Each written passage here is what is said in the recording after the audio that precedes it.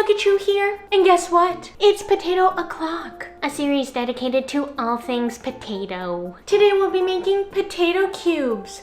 Oh, LookCatchu, what are potato cubes? They're basically tater tots, easier, and cuboid cousin. These potato cubes are fail-proof, unlike my physics exam. And it only takes 2 ingredients to make these addicting potato snacks that's, so good. So stick around till the end and we can munch and crunch them together. Now let's get potato cubing. I decided to take a visit to Miku's corner store because she always opens late at night. What can I get? Tahini, walnuts, and how much for the potato? Huh? It's your pet? Yeah. Oh, well, it looks delicious. Do you mind if I chop it up and fry it? Okay.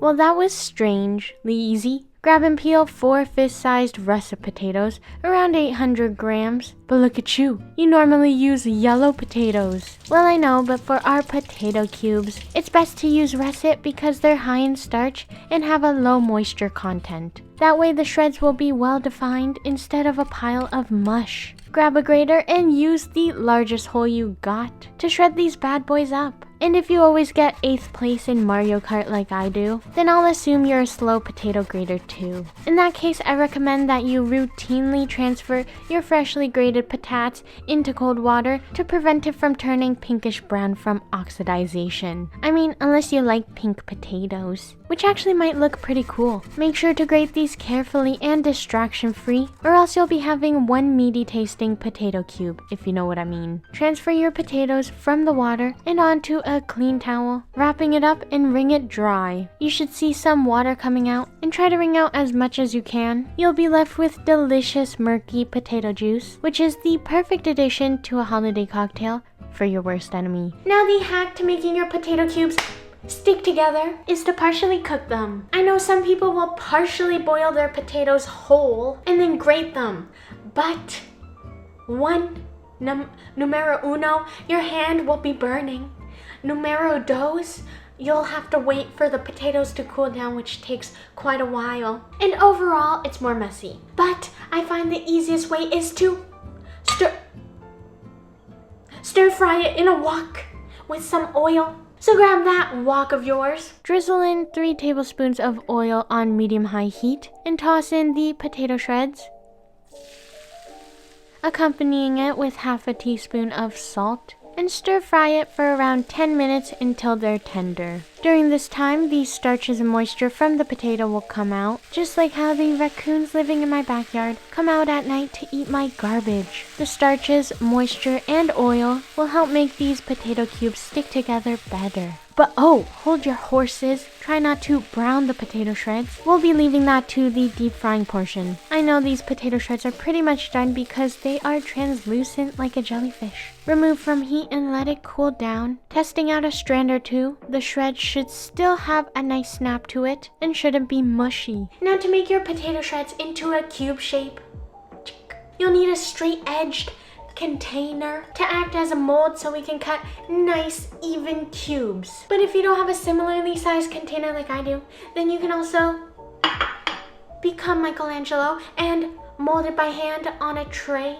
okay? Anyways, grab your 6.5 by 4.5 inch container, line it with some plastic wrap, making sure to leave extra hanging on the sides. Transfer your cooled stir-fried potatoes into it, pressing firmly down with a spatula so that there are no air bubbles. Don't forget to make sure that the potato is level before tucking it in with the remaining plastic wrap and placing it into the freezer for around 3 hours, just enough so that the potato can hold its shape once you cut through it. And even though I've been speaking to you for 10 seconds, 3 hours have actually passed. So let's check back on the potato.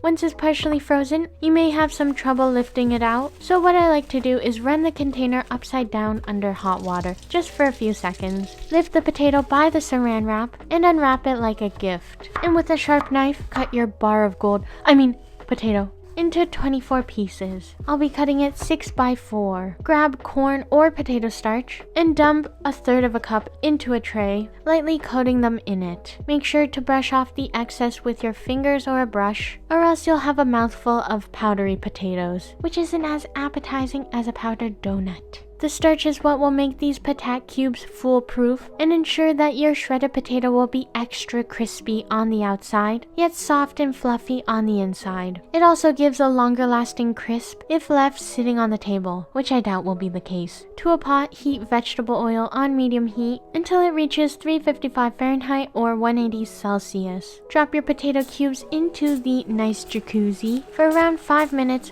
or until crispy golden brown. You'll notice the oil foaming, and that's completely normal as those bubbles are just the moisture from the potato evaporating. Now, since they're cube shaped instead of cylindrical like the tater tot, they taste even better. LookCatchu, that sounds so silly. Well, here's my hypothesis. These cubes will have 12 crispy edges instead of the 2 on a tater tot. LookCatchu, you just blew my mind. I know. Once they're done chilling in the jacuzzi, transfer to a wire rack to cool, serve with a side of cold ketchup, and let the ASMR begin.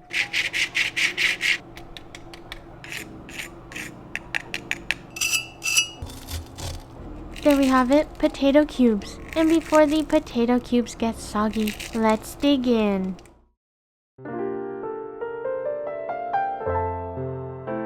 Alright, so this is the finished product, and I'm super excited.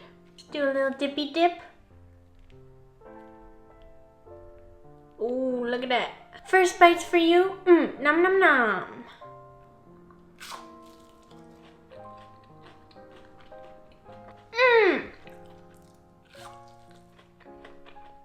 When you first take a bite, you get hit. Oh, dropped it. When you first take a bite, you get hit with that oh so crispy outer potato layer. Then you chew a little and you reach that nice floofy and moist interior.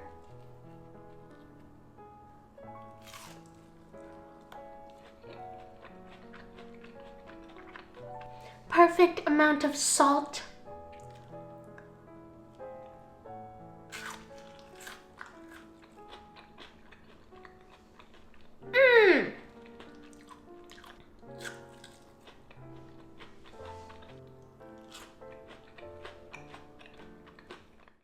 Alright, so this gets LookCatchu's stamp of approval.